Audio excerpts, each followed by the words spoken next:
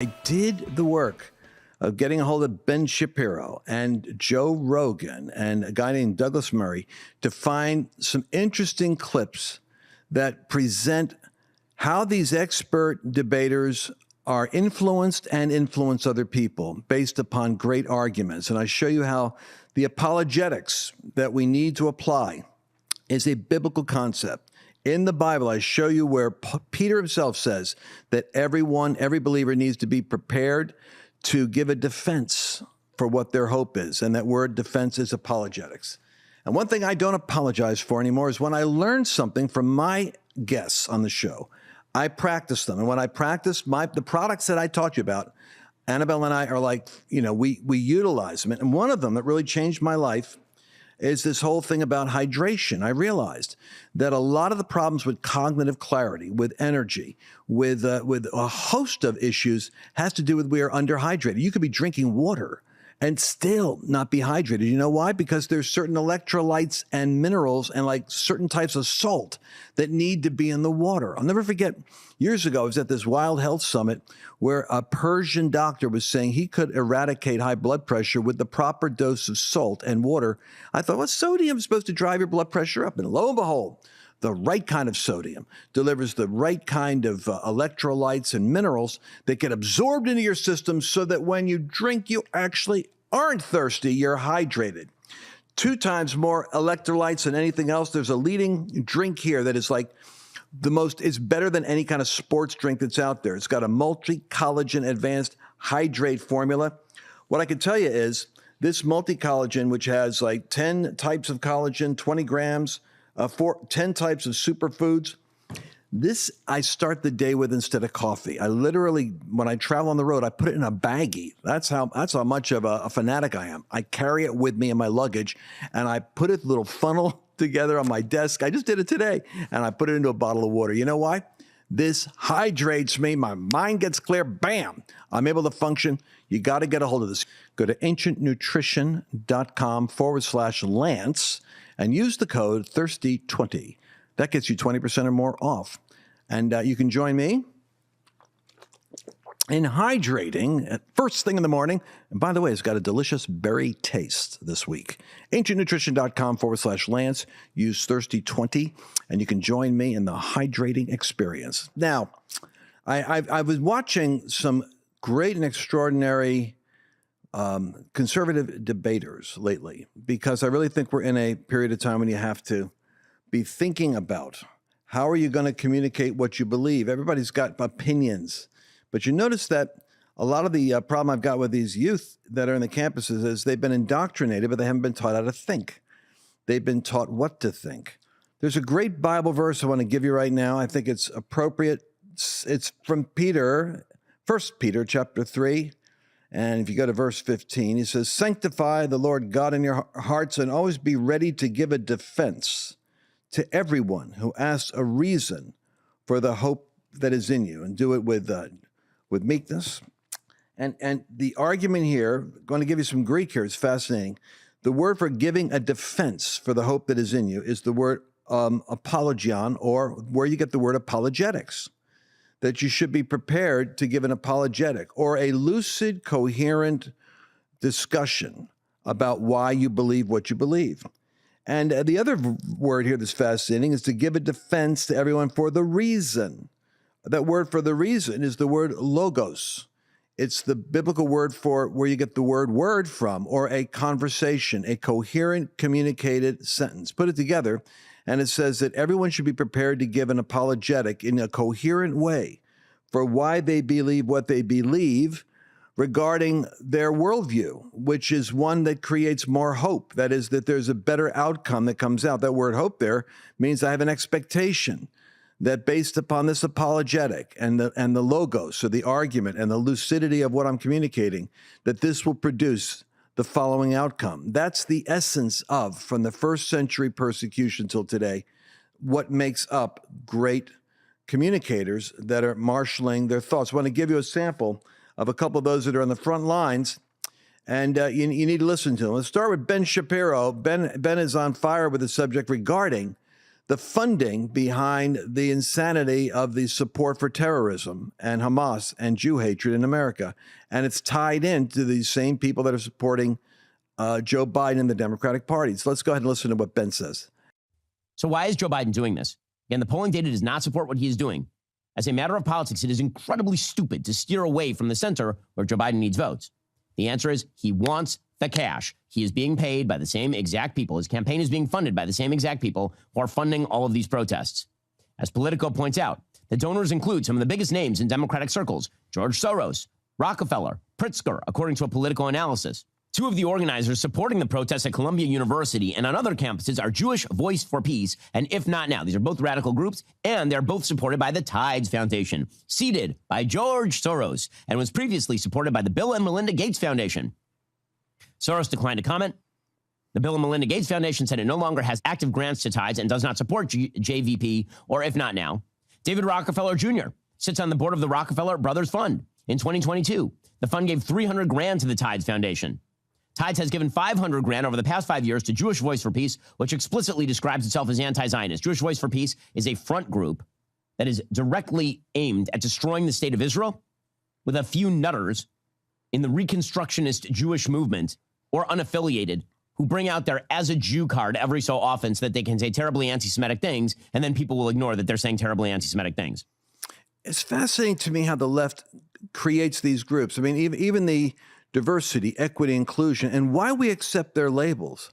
It's like a sign of massive stupidity that people don't politically rebrand what is being presented so as to expose what it really is.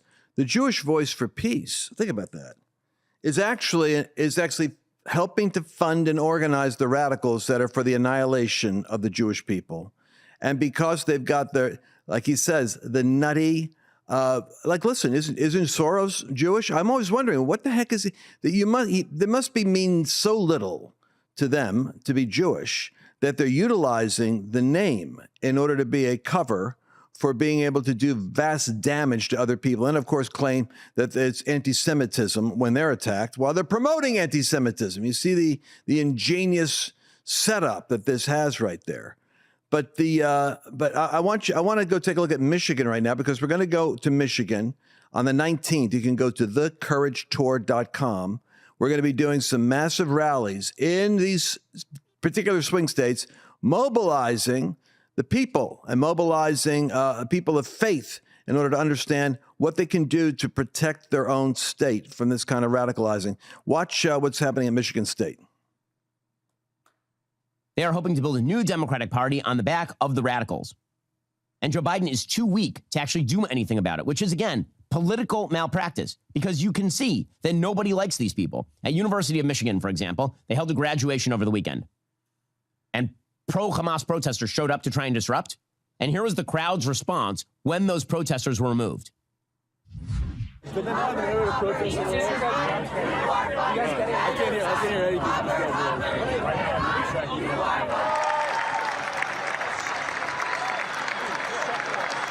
The police take these people away, and everybody's very excited. Because it turns out no one likes these jackets. No one likes them. They think they're bad people because they are bad people and they believe bad things. And it's so interesting. So some friends of mine had a banner that flew over the commencement, and it says, Jewish Lives Matter. We figure if Black Lives Matter can invest in that kind of great branding, why don't we just learn from the left? And so we had a Jewish Lives Matter banner flying over the stadium. We're at an interesting juncture in time when the most absurd ideas can gain a foothold, provided that they're repeated enough and that there's no truth spoken. Mercedes, a recent poll reveals that Gen Z voters embrace this anti-Semitic, anti-Israel ideology more than any other generation. It doesn't surprise me, because I think it was like 25 or 30% believe that they're gender fluid or they're buying into the LGBT trans argument. So the Gen Zs I worry about. The Bible does talk about a generation of young that actually grow up to be fierce and despisers of those that are good. That's the language. But the poll reveals that 42% of Gen Z voters believe Israel's campaign against Hamas in defending itself is unjust. 42% believe it's unjust. 33 of Gen Z don't believe that Israel has a right to exist as a nation.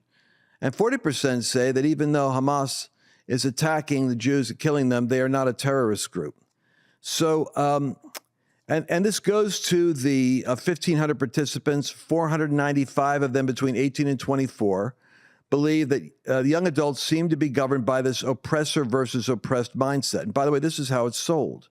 It's sold that Israel has got a better standard of living than people in Gaza, and therefore Gaza are the oppressed and the Israels are the oppressor, which is ironic because the Jewish people have been a persecuted and oppressed people group from the beginning of time. And the Nazi Holocaust is ignored completely. And so there's this idea of oppressor versus oppressed mindset, which is a pure Marxist worldview that frames things so that if you are the oppressed, even if you're guilty of something, you actually are justified because the oppressor is at fault.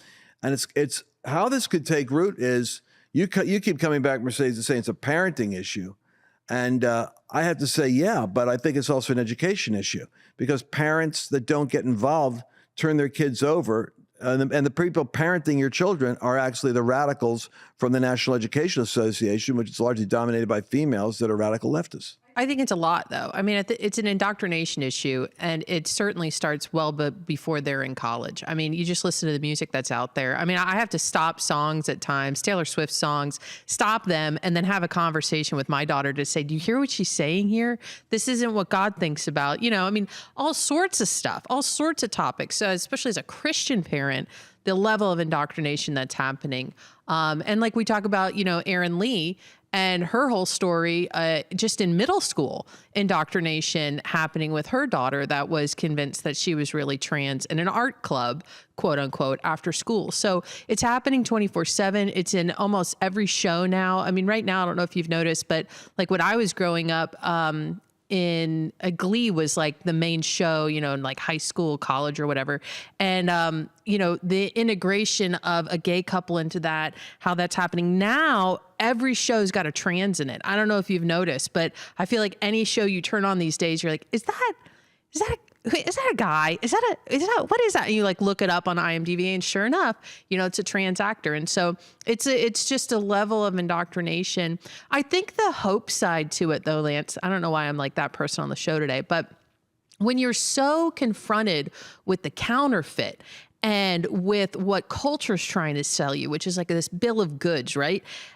When you're confronted with the authentic and the real and the living God, a really true transformation happens at a fundamental level where you haven't grown up with religion, you haven't grown up with a false Jesus, you've grown up with nothing. So that when you encounter the real Jesus, you are radically transformed. So that's a trans agenda I can get behind, is people becoming Christians.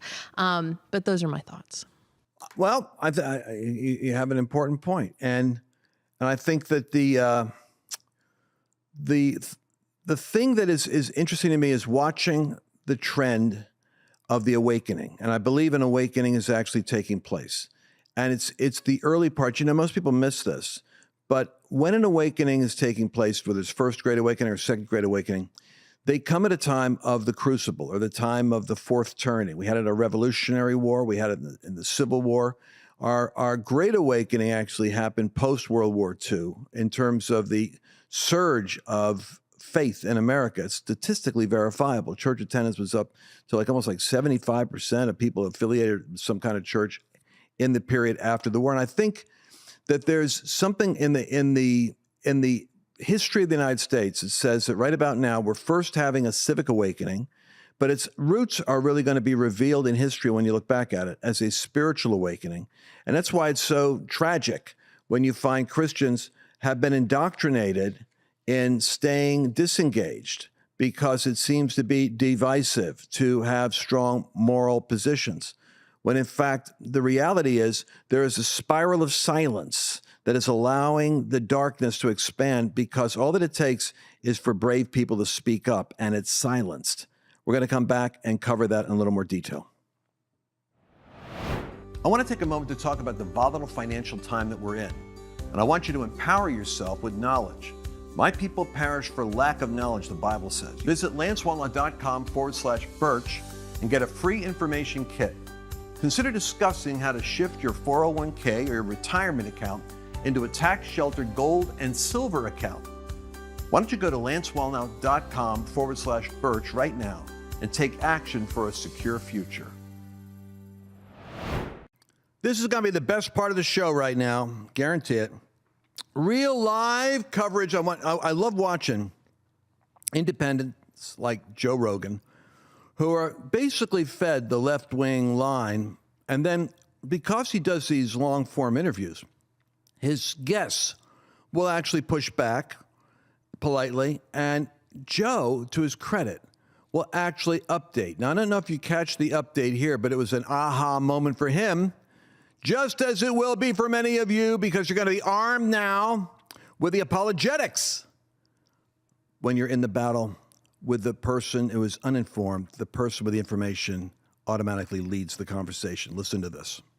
When you're killing 30,000 innocent civilians in response to something that killed 1,200 innocent civilians, and you're continuing to bomb an area into oblivion, that is at least the steps of genocide or a form of genocide. So when you say 30,000 civilians, it's not 30,000 civilians that have been killed, though. How many thousands have been killed? So according to Gaza Health Ministry, which is run by Hamas, the number they have is 32,000, but they don't distinguish between Hamas and civilians.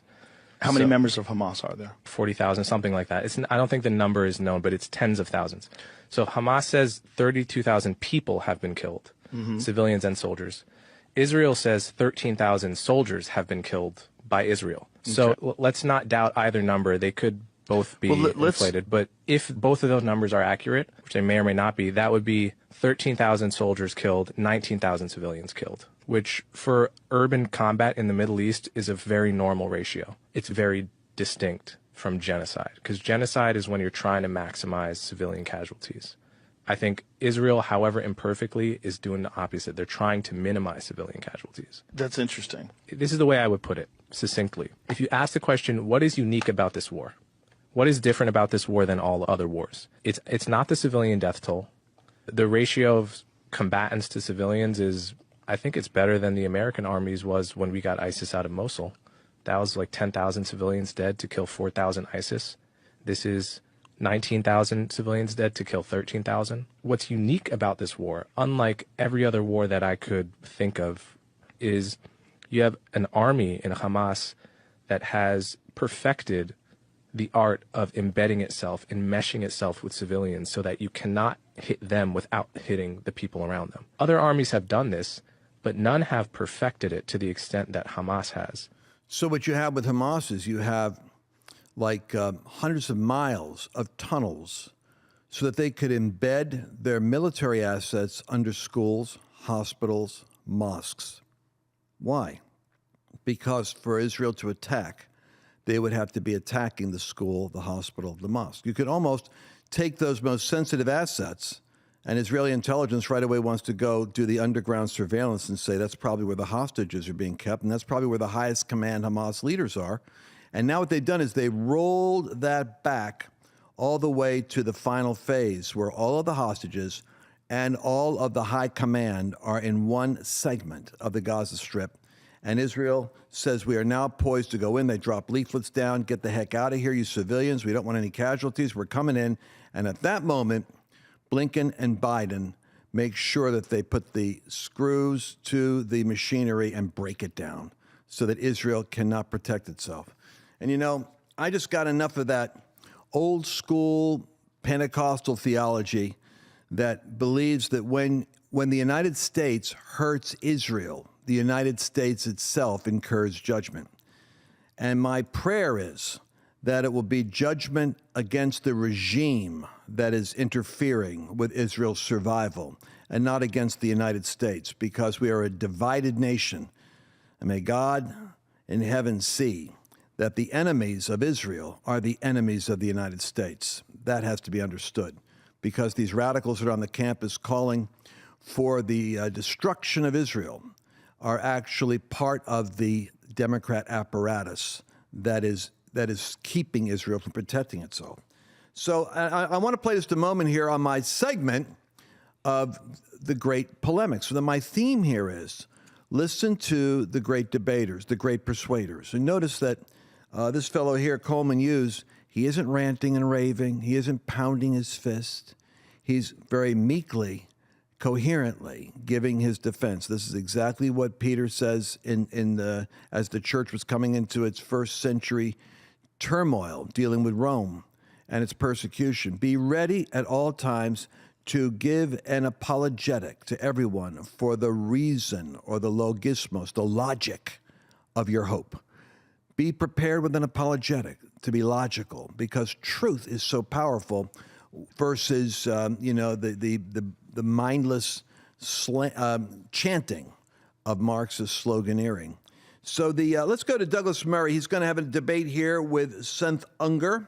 Cenk Uygur is one of those oddities, is that he is a famous YouTube and social media left-wing progressive who is totally unpersuadable. And it doesn't matter, and unlike Joe Rogan, when he hears information, it bounces off of him like he's impervious. So this is a guy whose mind is made up before the conversation and cannot be persuaded. It's just, there are people that are like that. They're literally so taken captive by their thinking that they can't hear. And Douglas Murray, who has written some, powerful best-selling works like The Strange Death of Europe and The Madness of Crowds, really profound work. Here, I want you to listen to him as he is with Piers Morgan having a debate with Cenk Uygur, and you're going to listen to, it's 2 minutes and 44 seconds, but I don't have enough time to give you the whole juicy tidbit. I'll have to cut it off at some point. But listen to Murray as he makes a response. At least 8,000 children have died, more than the death tolls of Pearl Harbor, September the 11th, and Hurricane Katrina combined. These are gigantic and horrendous numbers of children being killed. Do you not have any qualms about the number of children being killed? I mean, does it not suggest that Israel... I want to hear Queen Rania talking about this as much as I want to hear Queen Camilla or Meghan Markle. I mean, it's pathetic.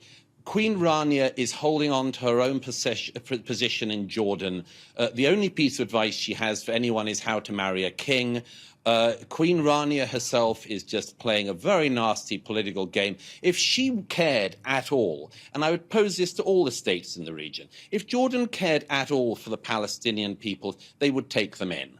All right, they would take them in. They don't want them. If the Egyptians wanted them, they'd take them in, but they don't. Do you know why? Because every country that takes in the Palestinians gets terror. It happened in Egypt, it happened in Jordan, it happened in Syria, it happened in Lebanon, it happened in Tunisia, on and on. That's why these people don't really care about their fellow Muslims. They just care about hating Jews. All right, Cenk, your response. Yeah, so you asked if he cared about 8,000 dead babies, and his answer was no. Queen Rania bothers me, so complete non-answer, because he doesn't care. He doesn't think the Palestinians' lives are worth anything. He just called them all terrorists. Well, it's nice you can put that and this is what they always do. There you go. So hold on, I let you talk for a long time, so why don't you shut up for a second? So we've got all of these dead babies. We've got all of these dead babies that this monster doesn't care about. He says keep bombing them. A former intelligence officer said in the Israeli press they're using AI in a program called The Gospel, where he said it's basically a mass assassination factory. And we could all see it with our own eyes. And you can do all the propaganda you want. No one believes your nonsense. We see all the dead women. We see all the dead children. Now Israel has killed 20 times the number of civilians that Hamas killed. So would I want Hamas in charge of Israel? Never, never. I don't trust them, and I don't believe that they would be benign. So all of this propaganda about, people don't mind Hamas. No, we mind. So you're hearing the debate, but because you got the information, which Douglas Murray didn't have in terms of Coleman Hughes' data, the response that he could have gave was that you have 19,000 civilians, 13,000 soldiers, which is a lower ratio of casualty than the United States had when it went into Mosul and had to take out 4,000 ISIS and 10,000 civilians were actually the casualties. What it tells you is that Israel is attempting to not have casualties.